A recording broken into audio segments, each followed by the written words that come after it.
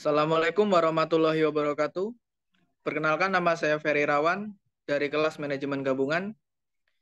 Di sini saya dan rekan-rekan saya yang bernama Nur Arif Rajai, Steve Ebenezer Karundeng, dan Muhammad Rizky Aprizal akan mempresentasikan faktor-faktor apa saja yang mempengaruhi bentuk hierarki dalam desain organisasi.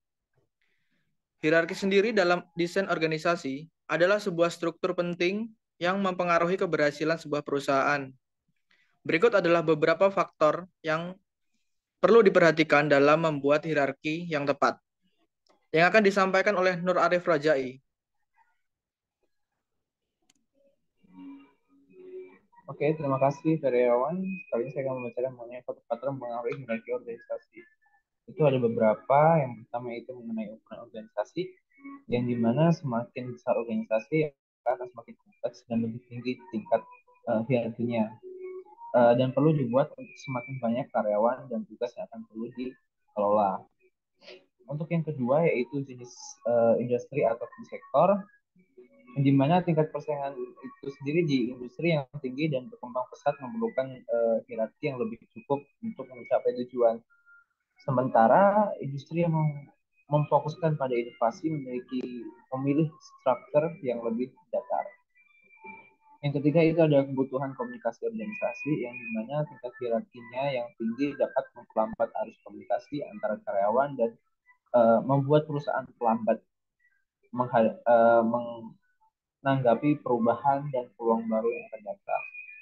Untuk yang terakhir yaitu struktur organisasi dan alur pekerjaan, yang dimana hierarki perlu diatur sedemikian rupa agar alur kerja berjalan dengan lancar dan setiap karyawan tahu apa yang harus dilakukan. Next. Untuk selanjutnya itu akan dibacakan oleh Rizky Aprizal.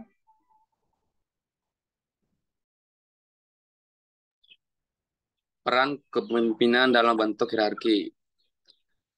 Yang pertama itu menentukan visi dan misi. Pemimpin ditugaskan untuk menentukan tujuan dan arah organisasi yang akan mempengaruhi bentuk hierarkinya. Yang kedua, mendorong kreativitas dan inovasi.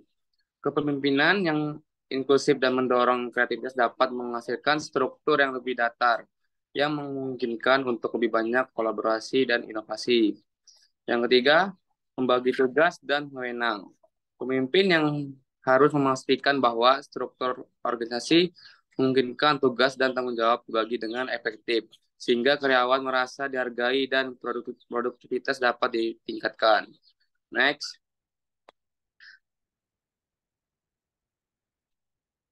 Tingkat kompleksitas tugas. Yang pertama, membuat struktur yang lebih tinggi. Jika tugas-tugas yang dihadapi perusahaan sangat canggih, hierarki akan lebih tinggi agar perusahaan dapat menangani tugas-tugas tersebut. Yang kedua, struktur yang lebih datar.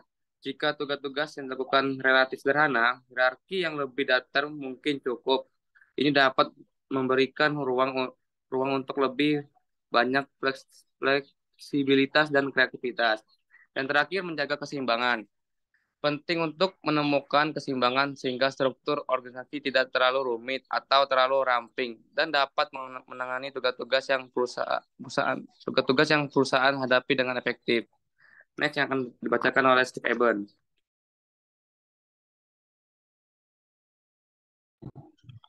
Faktor budaya dan nilai-nilai organisasi. Yang pertama ada nilai organisasi. Hierarki dibentuk untuk mencerminkan nilai-nilai organisasi. Jika perusahaan memiliki nilai-nilai yang mempromosikan kesederhanaan, hierarki yang lebih datar mungkin cocok. Lalu yang kedua ada budaya organisasi. Budaya dan gaya hidup organisasi juga mempengaruhi bentuk hierarki. Sifat organisasi yang lebih fleksibel dan kolaboratif memerlukan hierarki yang lebih terbuka dan datar. Lalu yang terakhir ada peluang pengembangan karir. Perusahaan yang mendorong perkembangan karir dan kesempatan pemerataan di seluruh jajaran perlu memiliki bentuk hierarki yang lebih datar agar karyawan dapat memperoleh keuntungan dari pelatihan dan pengembangan karir. Lalu ada solidifikasi bentuk hierarki.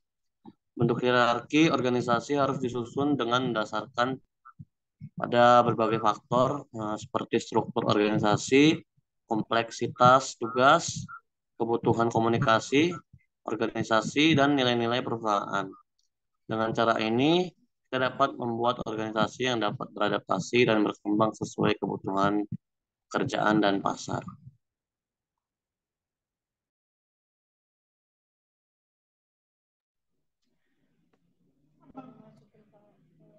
Oke, mungkin itu saja yang dapat kami sampaikan.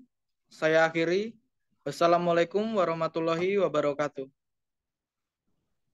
Waalaikumsalam warahmatullahi Salam wabarakatuh. warahmatullahi wabarakatuh.